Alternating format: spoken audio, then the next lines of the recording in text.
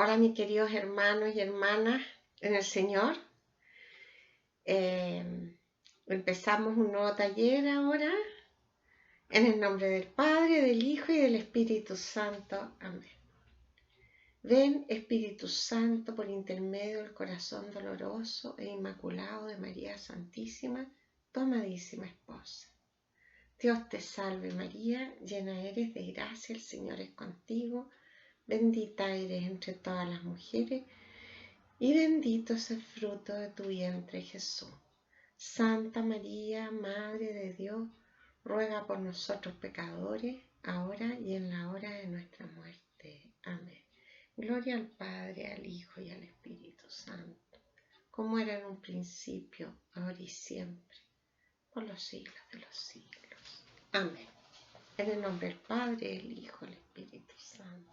Amén. Hoy día vamos a continuar con el destierro, ¿ya? Quiero hacer un pequeño resumen antes de empezar y recordar algunas cosas que les había dicho. Entonces, el destierro, el tema fundamental del destierro es en las situaciones de angustia de la vida, ¿ya? Ellos han perdido el templo, han perdido sus reyes, han sido llevados a otro lugar a vivir, en fin. La vida se les hizo difícil, ¿ya?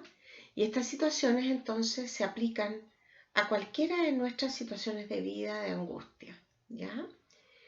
Y lo maravilloso de este tema es que en vez de ellos quedar totalmente abatidos por el destierro, ellos van a lograr exaltar su fe.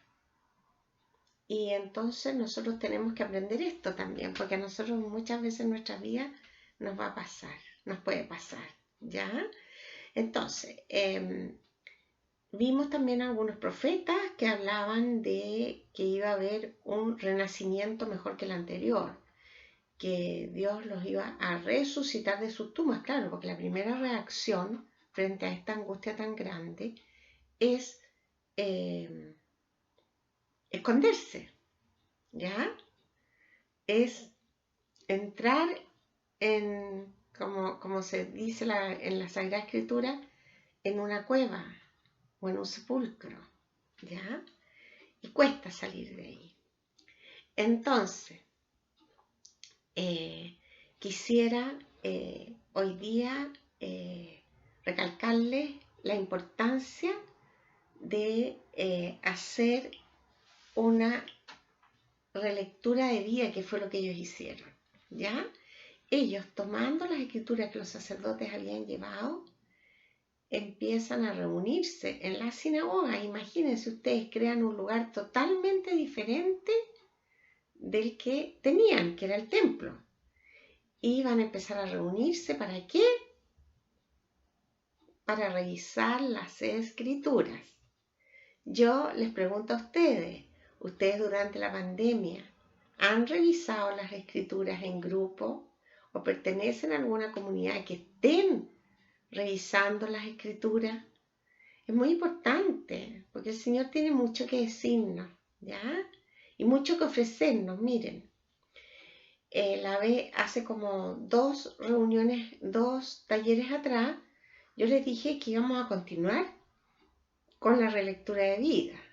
Entonces quiero replantearles este tema porque es muy importante. Entonces, ¿cuáles son las preguntas que yo me tengo que hacer para hacer una buena relectura de vida? La vez anterior yo les dije, a ver, vayan anotando por etapas de sus vidas, cómo ahora que somos adultos podemos mirar esa situación, sea bonita o sea fea, ¿ya? Porque hemos tenido situaciones buenas en nuestra vida y hemos tenido situaciones más dolorosas, ¿no es cierto? Entonces, mirado ahora desde la visión de Dios, ¿cómo ve Dios nuestra vida? ¿Qué ha significado? Esto hay que hacerlo en oración, dijimos, ¿ya? No se puede hacer así al seco, ¿ya? Entonces, cuáles son las preguntas a los que a lo mejor todavía no lo han hecho o han hecho un poquito y no han continuado.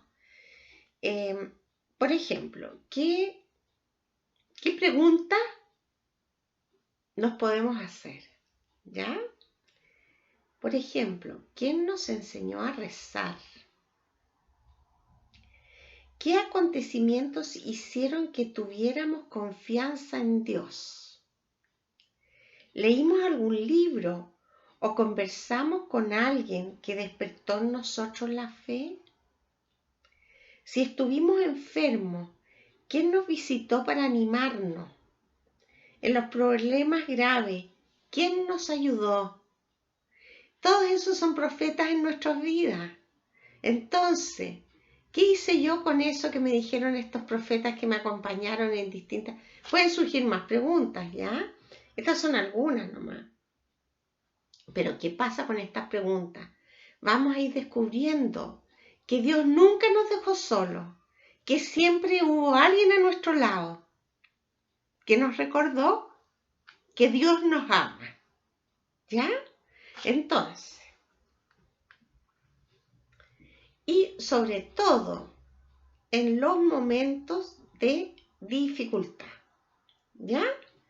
Eso es lo más interesante que nosotros tenemos que sacar a flote en nuestra lectura, relectura de vida.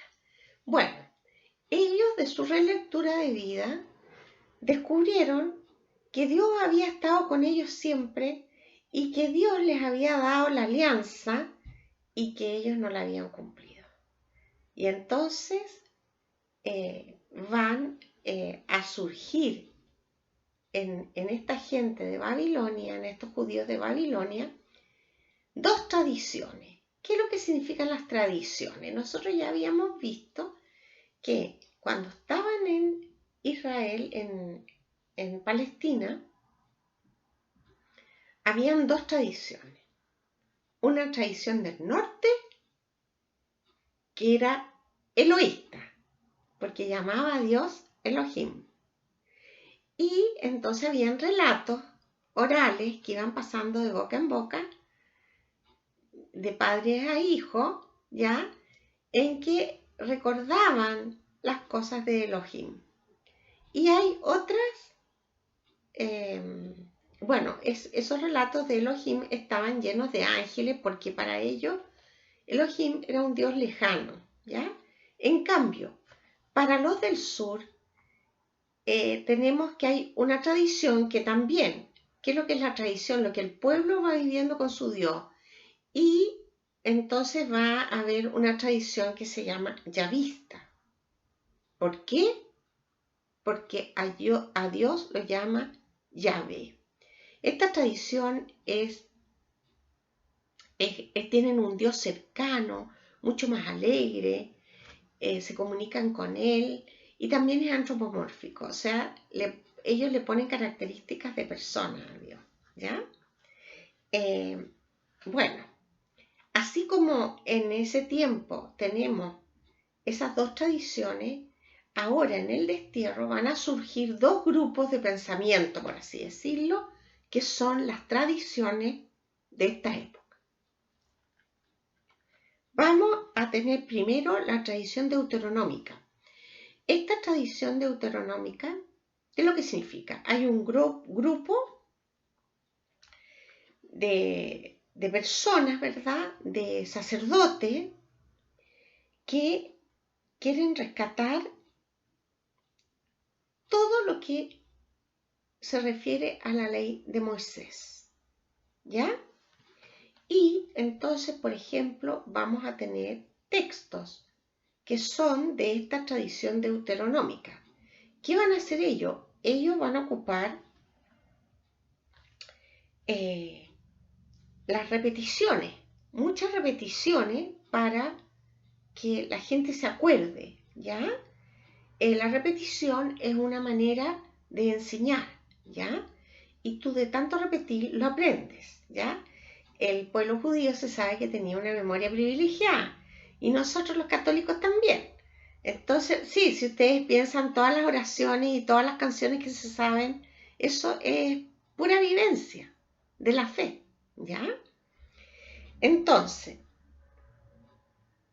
quieren convencer a las personas, por eso repiten, y quieren que obedezcan, ¿ya? Que guarden los mandamientos, las costumbres, las leyes, ¿ya? Y entonces, por ejemplo, un texto característico de esta época está en el Deuteronomio 6:4. Obviamente que el libro del Deuteronomio fue escrito ¿por quiénes? Por esta tradición deuteronómica, o sea, los que quieren recordar la ley de Moisés y convencer a los demás que hay que cumplir la ley, que hay que cumplir la alianza, ¿ya? Entonces, busquemos Deuteronomio 6:4, un solo versículo. Deuteronomio, ¿se acuerdan cuál es el orden? Vamos a repetir el orden que hemos ido siguiendo.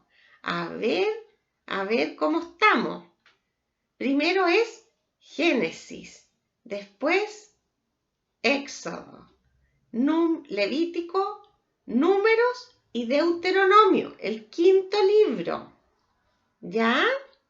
Encuéntrenlo y vamos a leer.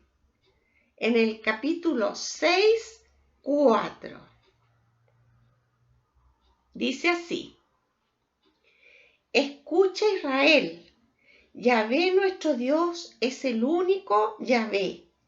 Amarás a Yahvé tu Dios con todo tu corazón, con toda tu alma y con toda tu fuerza. Palabra de Dios. Entonces, esto es lo que se llama la fe esencial de Israel. Esto es como un credo, ya para nosotros. Ellos repiten entonces: escucha Israel, Yahvé nuestro Dios es el único Yahvé. Amarás a Yahvé tu Dios con todo tu corazón, con toda tu alma y con toda tu fuerza. Voy a tratar de acordarme cómo se dice en hebreo, ¿ya? Shema Yisrael Adonai Echad. Esa es la síntesis, así se dice. Shema Yisrael Adonai Echad. Escucha Israel, Dios es uno. Los judíos no pronuncian el nombre de Dios jamás. Ya, es muy raro, solamente cuando están en oración. Pero si no están en oración, no. ¿Por qué? Porque al pronunciar el nombre se hace presente Dios. Y eso es algo que ellos temen, ¿ya? Y le tienen mucho respeto. Entonces, en vez de decir Yahvé, ellos dicen Adonai, ¿ya? Ya, ¿cuáles son las ideas que van a ir planteando ellos entonces en el Deuteronomio? El Señor es el único Dios de Israel. Eso es lo primero, ¿ya? Él escogió un pueblo y como respuesta a esta elección, el pueblo debe amar a Dios.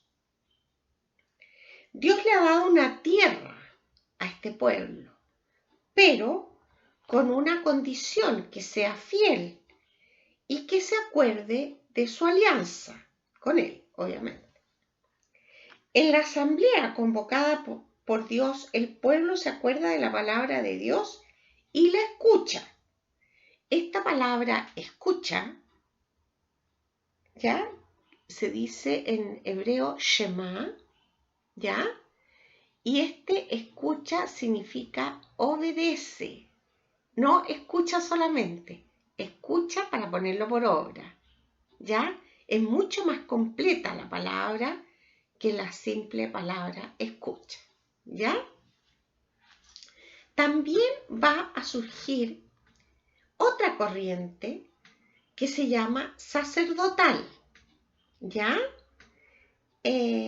Bueno, como indica el nombre, esta corriente nace entre los sacerdotes. Ellos quisieron reactualizar la alianza, pero desde el punto de vista de la liturgia. A ellos les correspondía todo lo que tenía que ver con el templo y cómo organizar la ceremonia, cómo hacer las cosas, cómo hacer que el pueblo convocado respondiera a Dios, ¿ya? Entonces, esta tradición sacerdotal está mezclada entre las redacciones en los distintos libros del Pentateuco, ¿ya? ¿Se acuerdan? Génesis, Éxodo, Número, Levítico y Deuteronomio, ¿ya? Estos relatos sacerdotales van desde la creación hasta la muerte de Moisés. En estos textos, lo que nosotros más vamos a encontrar son cifras y largas enumeraciones, como por ejemplo la genealogía. Vamos a ver por qué, ¿ya? Porque resulta que el pueblo desterrado se había quedado sin raíz. La raíz histórica es muy importante, ¿ya? Todo pueblo mantiene sus raíces, ¿ya? Tiene que mantener sus raíces.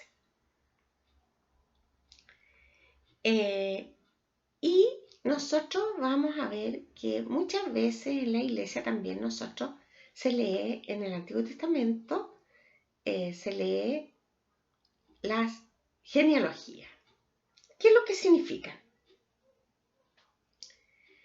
Significan que si yo me remonto generación por generación hacia atrás, voy a llegar hasta Abraham y voy a ver que Abraham tiene un trozo de tierra que le pertenece, ¿ya?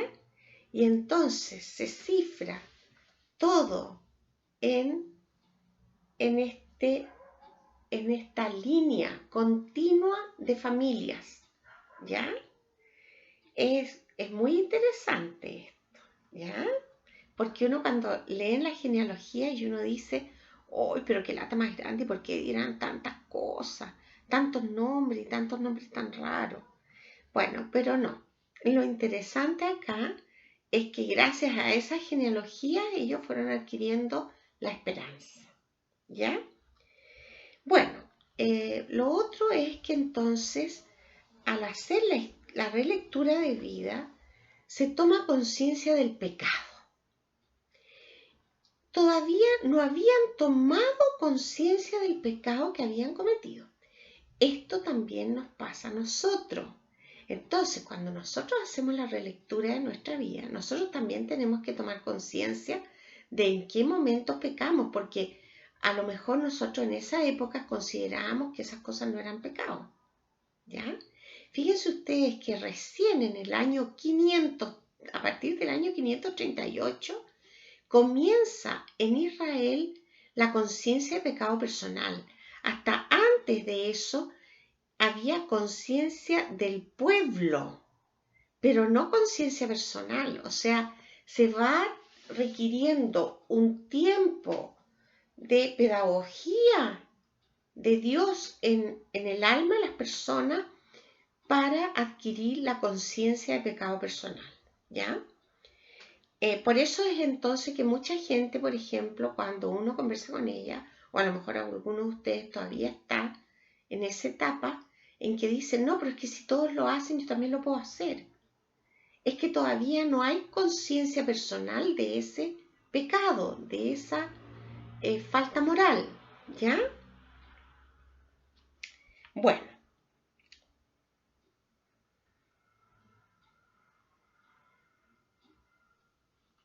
Bueno, el sacerdocio, bueno, tenemos que entender que en Babilonia ellos tenían un lugar donde habitaban todos juntos, ¿ya?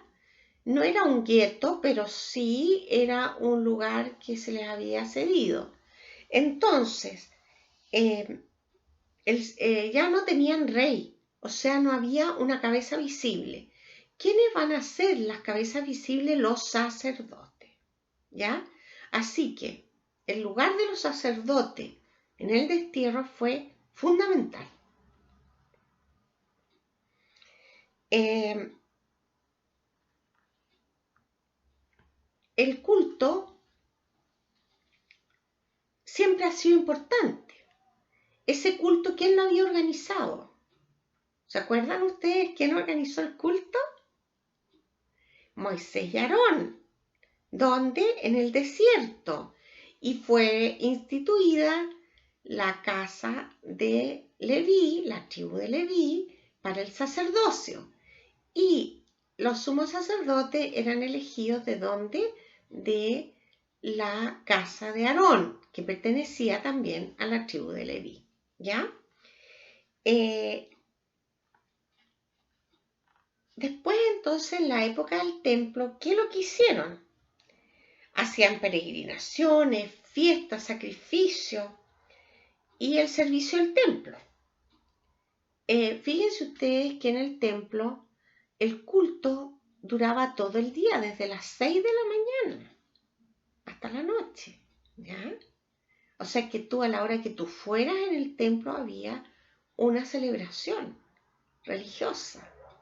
Entonces, ellos todos los días iban al templo, ¿ya? Los que vivían en Jerusalén, ¿ya?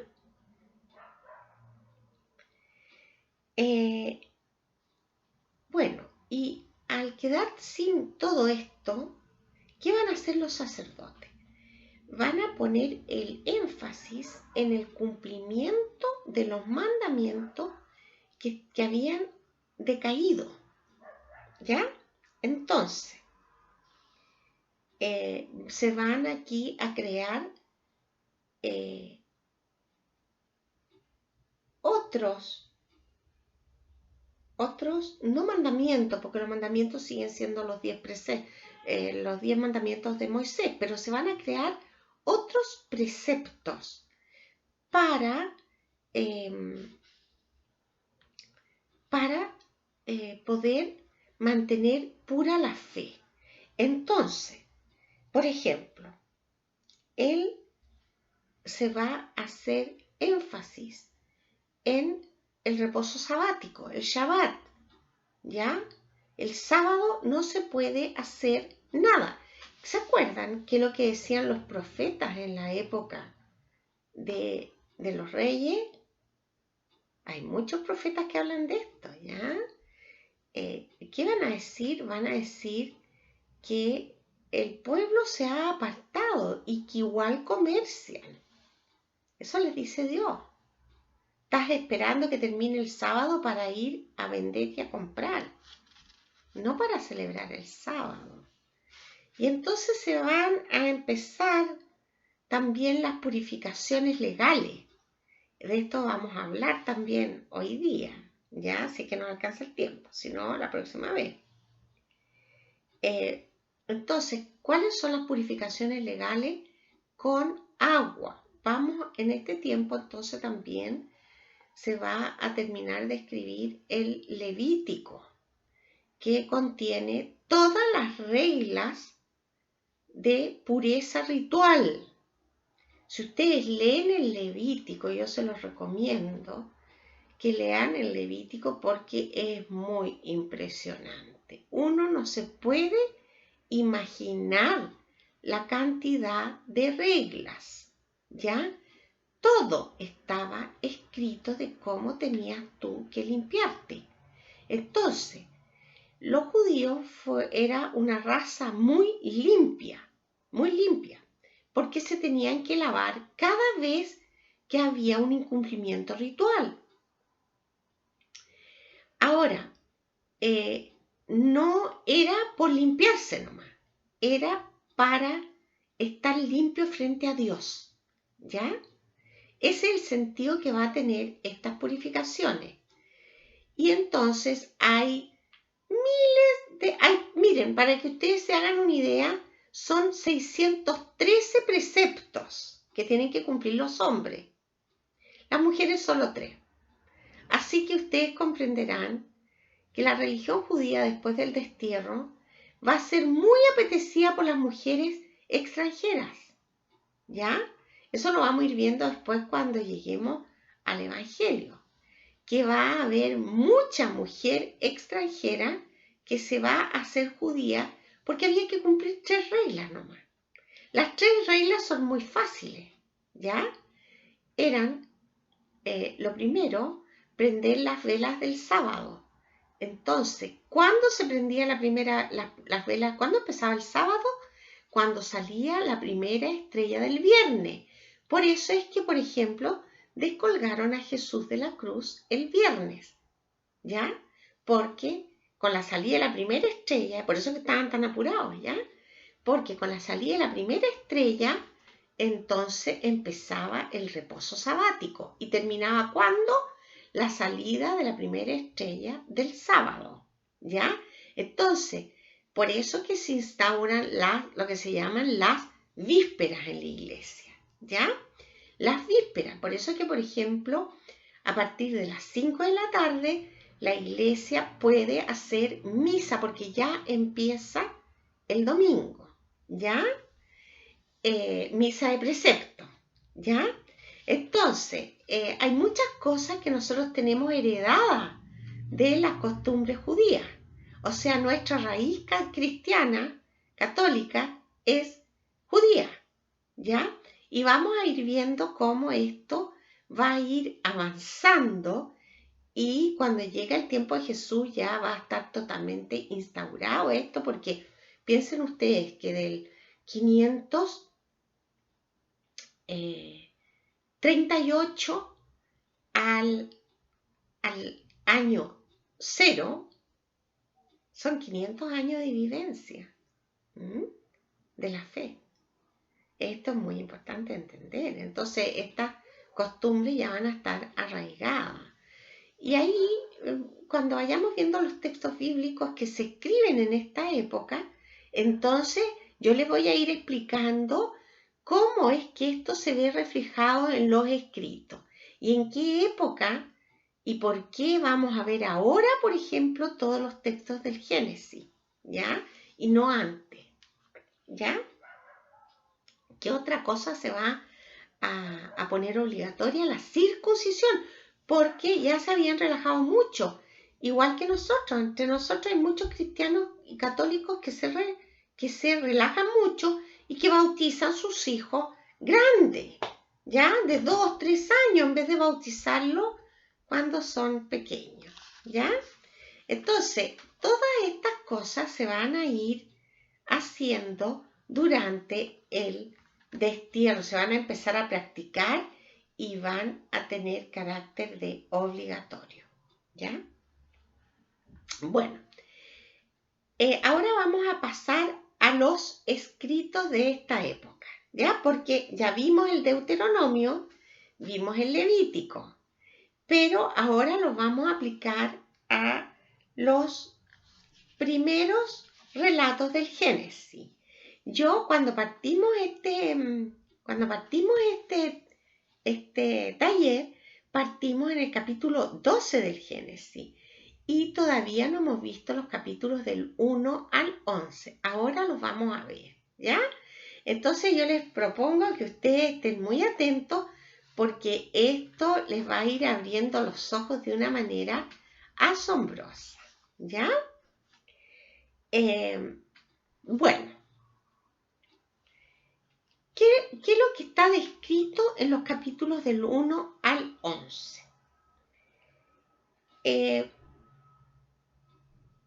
El origen del género humano.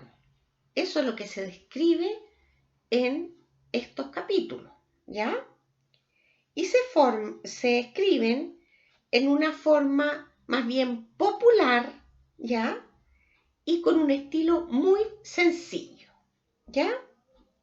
Ahora, lo más importante de entender que esto también está explicitado en la Dei Verbum es que todos los relatos siempre tienen un sentido literal, pero que además hay que aplicar los sentidos históricos, el sentido doctrinal o teológico, ¿ya? O sea, el mensaje que Dios nos quiso transmitir, el sentido espiritual y el sentido literario.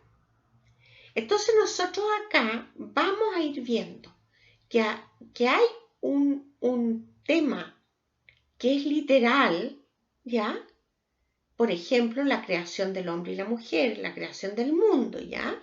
O sea, hay algo de literal, pero al ir aplicando el sentido histórico, el sentido y los otros tres sentidos que les acabo de nombrar, por ejemplo, el sentido literario, que lo voy a explicar al tiro, vamos a ir descubriendo que el texto se enriquece muchísimo, ¿ya?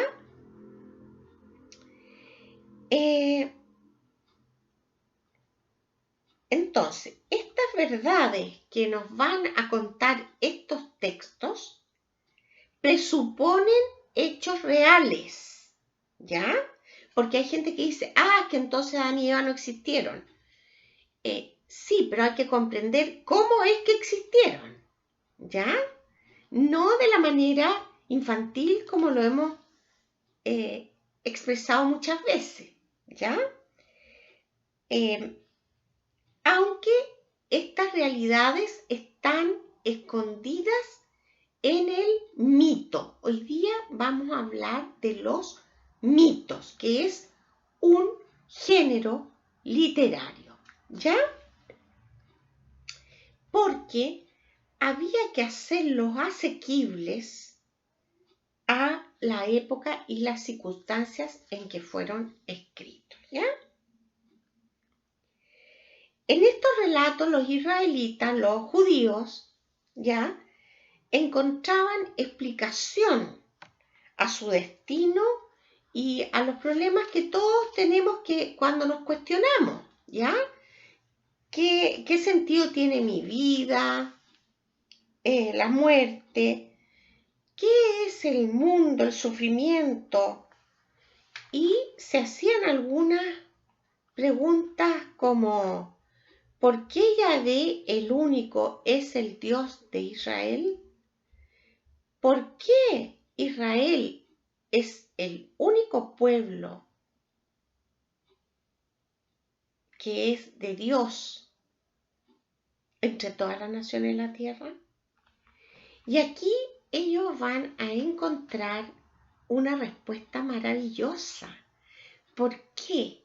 Porque como esto se hace en la lectura de la palabra de Dios, ¿ya? Porque ellos llevaron las escrituras que en ese tiempo eran, ¿qué es lo que era en ese tiempo? El Antiguo Testamento, lo que había escrito, porque no estaba todo escrito. Pero teníamos profetas, teníamos reyes, teníamos crónicas, teníamos parte del Pentateuco, ¿verdad? Y entonces, en estas reuniones en la sinagoga, Dios va a ir inspirando los relatos del 1 al 11. Y en estos relatos, entonces, ¿cuál va a ser un tema importantísimo de revelación? Van a ser las promesas que Dios le hace a el pueblo de Israel, ¿ya? Y entonces, ¿cuáles van a ser estas promesas? Las vamos a ir viendo una a una, ¿ya? Primero, una promesa a Adán y Eva. Después de la caída con el anuncio de una salvación. Luego va a haber una promesa a Noé, después del diluvio, con la garantía de un nuevo orden del mundo, un mundo bueno, ¿ya? Y más tarde va a haber una promesa a Abraham, ¿ya? Vamos a ir, la promesa de Abraham es la que más conocemos hasta el momento, porque ya la trabajamos, ¿no es cierto? ¿Qué le promete Dios a Abraham? Que su descendencia será más numerosa que las estrellas del cielo y las arenas del mar, que le va a dar una tierra. Y todas estas promesas, ¿verdad? Y que va a hacer una alianza con él. Esas son las tres promesas que Dios le hizo a Abraham. ¿ya? Y que se cumplieron en Jesucristo. Entonces, todas las promesas del Antiguo Testamento están cumplidas en Jesucristo, ¿ya? Pero Jesucristo también nos hizo más promesas. Eso lo vamos a ir viendo más adelante, ¿ya? Bueno, entonces, lo primero que tenemos que hacer antes de ir a los relatos mismos es situarnos históricamente en Babilonia. Entonces vamos a hacer un pequeño, una revisión de qué es lo que había en Babilonia en esa época, ¿ya? Primero que todo, que Babilonia era un imperio riquísimo, ¿ya? Que podía vivir en paz a pesar de que todo el tiempo estaba cambiando de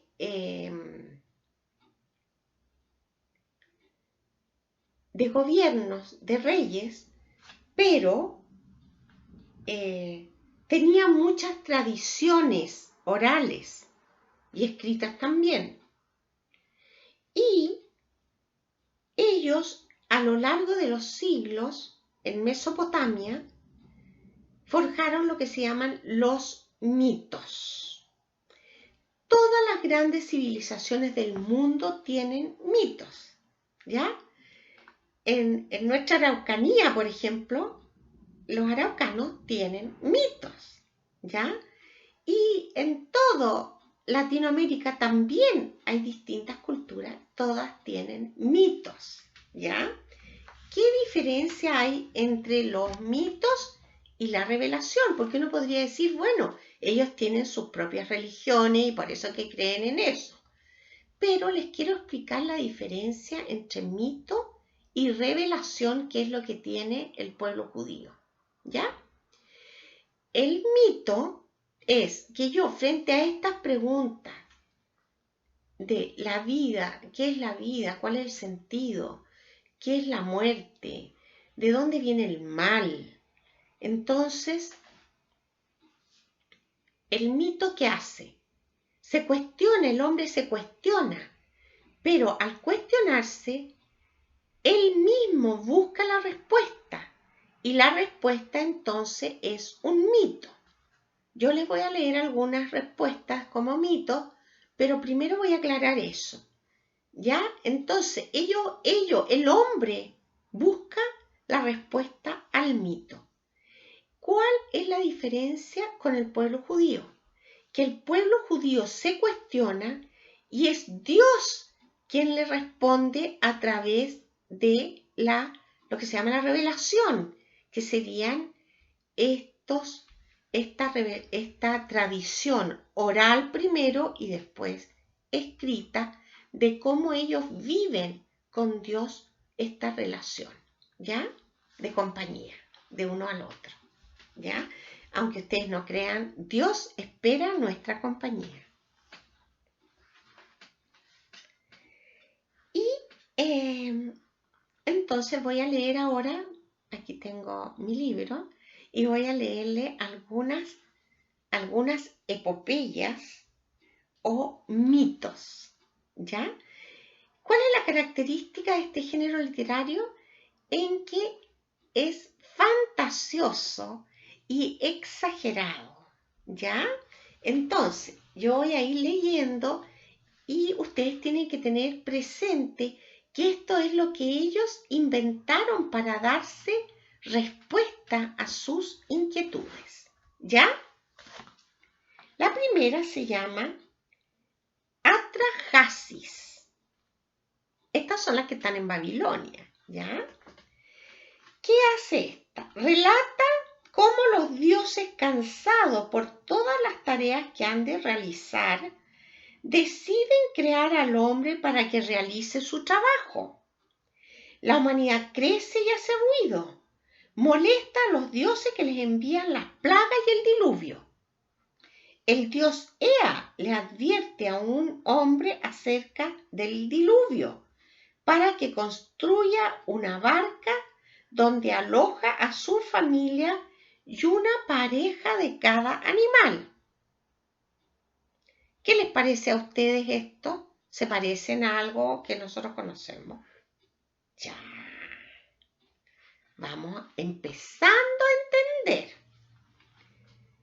Voy a leer otro que se llama el poema Enuma Elish. Relata cómo a partir de dos principios sexuados, Tiamat y Marduk, nacen todos los dioses. En la lucha, Marduk vence a Tiamat, la parte en dos como a una ostra y hace de ella la bóveda celestial. Luego crea al hombre a partir de la sangre de un dios rebelde. Listo. Ahora vamos a tener otro más.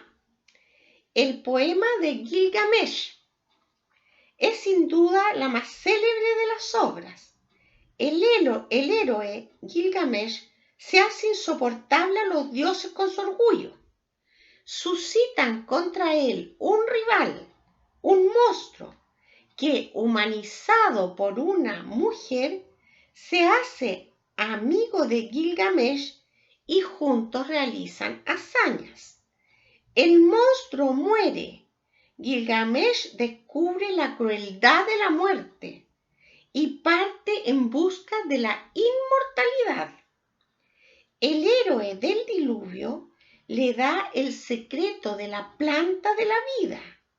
El héroe logra apoderarse de ello, pero la serpiente se la roba. Finalmente, Gilgamesh se resigna a morir. Ahí tenemos 3 mitos, pero habían muchos más. Entonces, ¿cuál era el gran problema que tenían los sacerdotes? Ellos estaban tratando de rescatar al pueblo y que cumpliera la alianza para poder volver a Jerusalén. Porque se dieron cuenta de que si no cumplían la alianza, Dios no los iba a hacer regresar. Y resulta que las mujeres del pueblo, los hombres también, participaban de la vida pública de Babilonia. Tenían que ir a comprar la comida, tenían que ir a comprar todas las cosas que necesitaban para su artesanía, en fin. Y entonces, en ese tiempo no habían ni diarios, ni revistas, ni libros, ni televisión, ni celular. Entonces, ¿de qué conversaba la gente mientras estaban en todos estos lugares públicos? Contaban las hazañas de los héroes, pues. ¿Y cuáles eran las hazañas? Estos mitos. Y entonces resulta que la fe de Israel se empezó a contaminar, además de lo que ya traía, con los relatos de los mitos babilónicos. Y aquí entonces va a surgir esta gran inspiración que va a consistir en que los sacerdotes quieren darle respuesta al pueblo sobre estos mitos, pero lo van a hacer desde la fe de Israel. No lo van a hacer con una respuesta mundana. Ellos van a empezar a revisar las escrituras y van a empezar a encontrar respuesta en lo que ya está escrito sobre los temas que plantean los mitos. Y entonces van a tomar, por ejemplo, el relato de el diluvio, por ejemplo,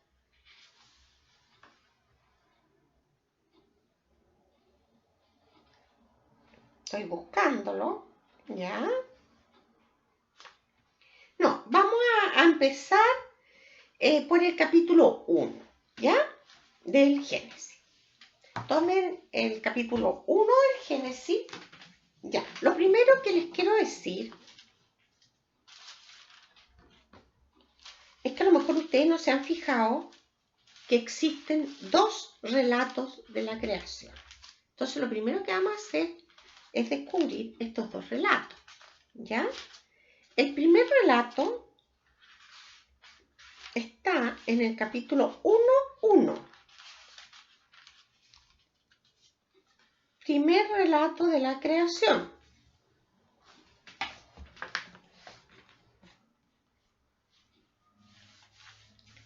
Y va desde el versículo 1 al versículo 2:4.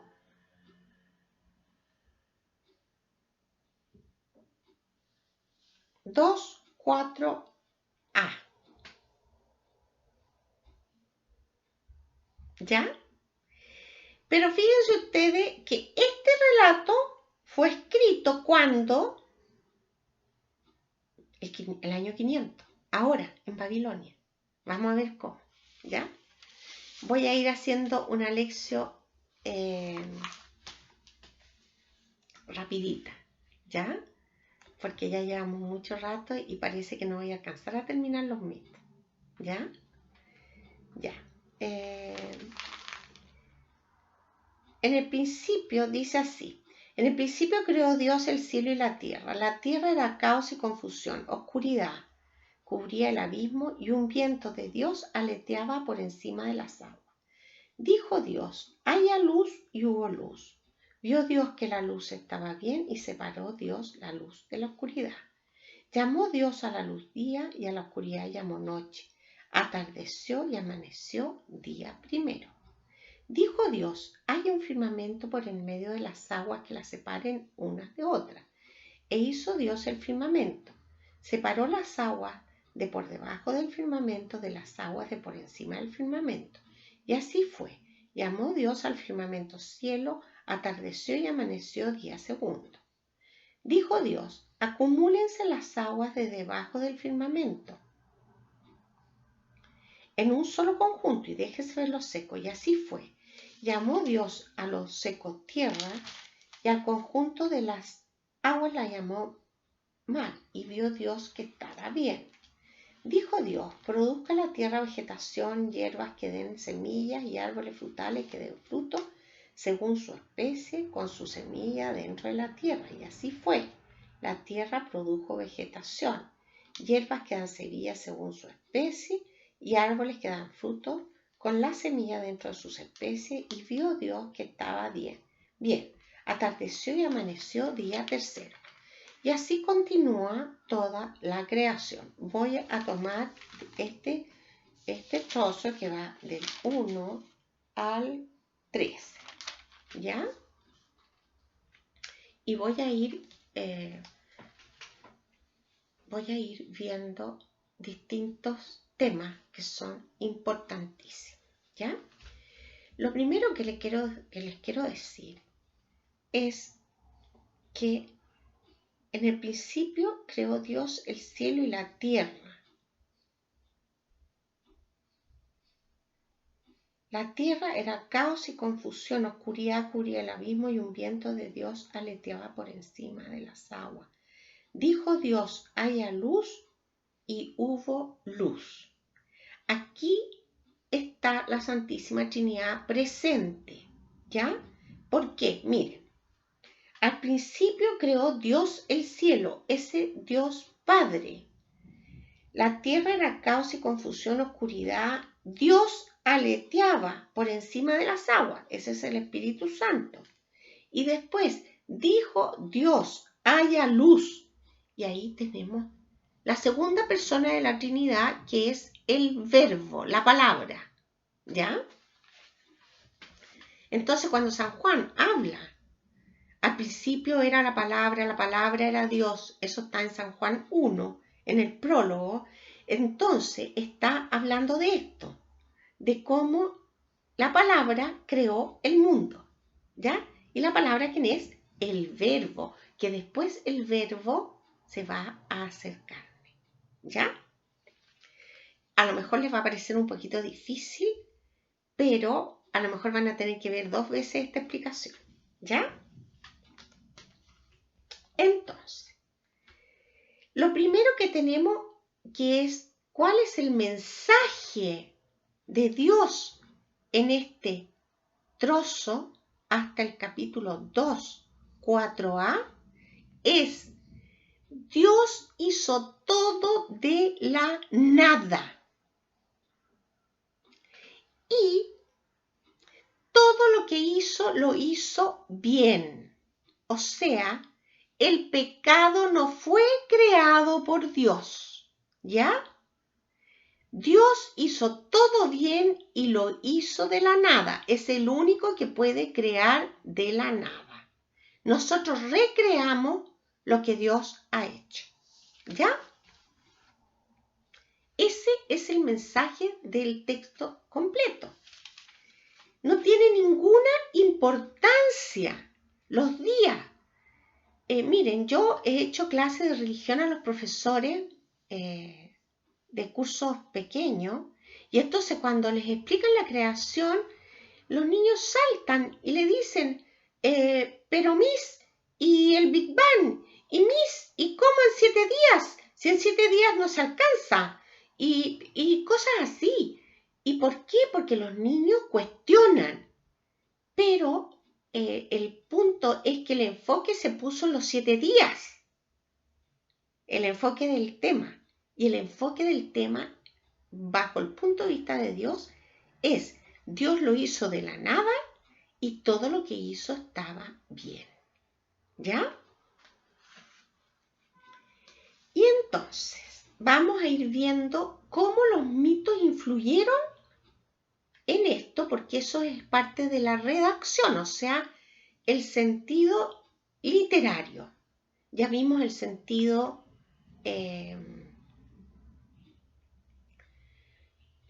teológico, el sentido histórico, entonces, es lo que ya les expliqué de Babilonia, donde los mitos estaban ahí circulando, ¿verdad? Ahora vamos a ver el sentido literario, ¿ya? Atardeció, amaneció, día primero. Estoy en el versículo 6. Dijo Dios, haya un firmamento por en medio de las aguas que las separen unas de otras. Y entonces, ¿a qué se está refiriendo esto? Separó, igual que en el mito, ¿no es cierto?, donde Marduk partió a Tiamat en 2, ¿ya? Y hizo la bóveda celestial. Entonces acá está tomado en la respuesta que dan los sacerdotes a este mito de Marduk y Tiamat, ¿ya? E hizo Dios el firmamento, separó las aguas de por debajo del firmamento de las aguas de por encima del firmamento. Y así fue. Llamó Dios al firmamento cielo, atardeció y amaneció día segundo. Dijo Dios, acumúlense las aguas de debajo del firmamento en un solo conjunto y déjese ver lo seco. Aquí es donde está la referencia al texto bíblico. ¿Y a cuál texto bíblico se está refiriendo este trozo? Vamos a ver si lo alcanzan a comprender. Llamó Dios a lo seco tierra y al conjunto de las aguas lo llamó mar. Y vio Dios que estaba bien. Entonces, para que ustedes entiendan de dónde se tomó esto, de dónde tomaron los judíos esto, porque este texto fue escrito en Babilonia. O sea, ellos ya habían vivido el Éxodo. Y entonces, ¿qué van a hacer ellos? Lo principal del Pentateuco es que está centrado, o sea, todo el Antiguo Testamento está centrado en Moisés. Entonces, Moisés va a ser como la línea que va a guiar todos los escritos. Entonces, cuando ellos están allá y quieren darle respuesta al pueblo sobre estos mitos, ¿qué van a hacer? Veamos qué le pasó a Moisés, ¿ya? ¿Y qué le pasó a Moisés? Les voy a leer aquí en Éxodo capítulo 14, búsquenlo. 14, 15. Están los egipcios persiguiendo a los israelitas y llegan al mar. ¿Ya?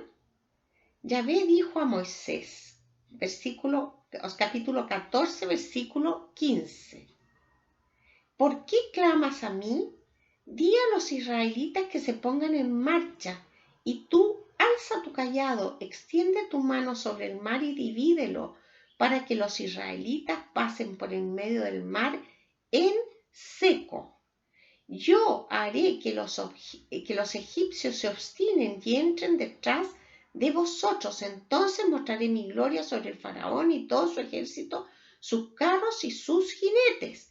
Y los egipcios sabrán que yo soy Yahvé, cuando muestre mi gloria sobre el faraón, sus carros y sus jinetes. El ángel de Dios que iba delante del ejército de Israel desplazó y pasó a su retaguardia. La columna de nube que iba delante de ellos se desplazó y se colocó detrás, metiéndose entre el campamento de los egipcios y el campamento de los israelitas. La nube era tenebrosa y transcurrió la noche sin que durante ellos pudieran acercarse unos a otros. Moisés extendió su mano sobre el mar. Entonces Yahvé hizo retroceder el mar mediante un fuerte viento que sopló del este durante toda la noche.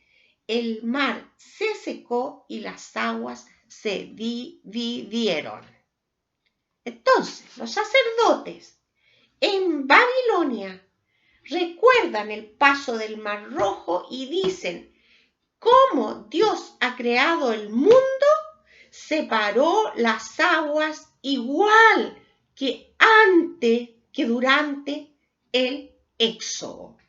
Y el texto entonces queda escrito de la siguiente manera.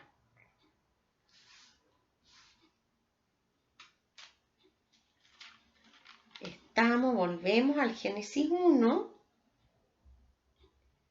Acumúlense las aguas debajo del firmamento en un solo conjunto y déjese ver lo seco. Y así fue, llamó Dios a lo seco tierra y al conjunto de las aguas lo llamó mar, y vio Dios que estaba bien. ¿Qué les parece? ¿Ah? ¿Qué les parece? ¡Qué maravilla! ¿Ah? ¡Qué maravilla! Bueno, quisiera yo hoy día terminar solamente este trozo del Génesis ya, porque ya llevamos 1 hora casi, y voy a irme a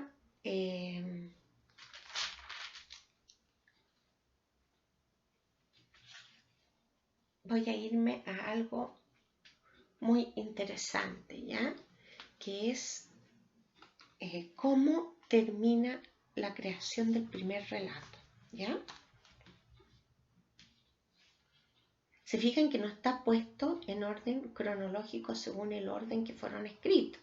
Nosotros vamos a tener primero, el primer relato es del año 500, sacerdotal, y el segundo relato, que empieza después donde termina o sea, en el 2, capítulo 2, 4b, empieza el segundo relato. Ese relato es del año 1000, o sea, de la época de los reyes, ¿ya? Cuando empezaron a recopilar las tradiciones orales en tiempo de David y Salomón, ¿ya? Entonces, va a ir Dios creando el mundo, ¿verdad? Si ustedes siguen leyendo, y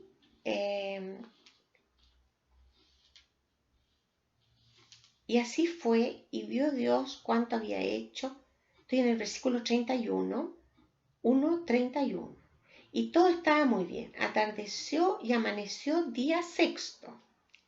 En el capítulo 2 dice, y concluyéronse pues el cielo y la tierra con todo su aparato. El séptimo día Dios dio por concluida la labor que había hecho. Puso fin el día séptimo a toda la labor que había hecho. Después bendijo Dios el día séptimo y lo santificó, porque en él puso fin Dios a toda la obra creadora que había hecho. Estos fueron los orígenes del cielo y la tierra cuando fueron creados. Entonces, ¿qué va a resaltar aquí? La tradición sacerdotal, ellos eran sacerdotes, ¿qué querían que hicieran? Que cumplieran la alianza. Y para poder cumplir la alianza tenían que celebrar el Shabbat, el sábado. Entonces, ¿qué hacen? Ellos ponen este orden de 1 a 7, que son los días de la semana. Y van a poner que el día séptimo Dios descansó. Y si Dios descansó, tú también tienes que descansar. Esa es la tónica detrás de este relato. Entonces, no significa que Dios hizo el mundo en 7 días. Está escrito así para que el pueblo de Israel cumpliera el rito, ¿no es cierto?, el culto del día sábado, ¿ya? Esto es muy importante de entender, ¿ya? Porque los sacerdotes tenían esa misión, ¿ya? Así que con esto entonces vamos a dejar nosotros listo este primer capítulo del Génesis. La próxima vez, en el próximo taller, vamos a continuar con el Génesis. Lo que sí les quiero decir es que obviamente que esto es mucho más profundo, pero como nosotros vamos a formar un esqueleto, ¿ya?, de conocimiento bíblico, tenemos que entender súper bien esto, porque si esto no lo entendemos, no vamos a entender nada después. ¿Ya? ¿Estamos? Ya. Entonces, le vamos a pedir al Señor que nos bendiga y que nos haga comprender esto que hemos leído, ¿ya? También les quiero explicar que este descanso que propone acá también se refiere al fin del mundo, ¿ya? Porque después nosotros también vamos a entrar en el descanso de Dios, que es nuestra muerte, ¿ya? Porque Dios todo lo que hizo, lo hizo bien, ¿ya? Así que me despido y con esto dejamos planteado el primer capítulo. En el nombre del Padre, del Hijo y del Espíritu Santo.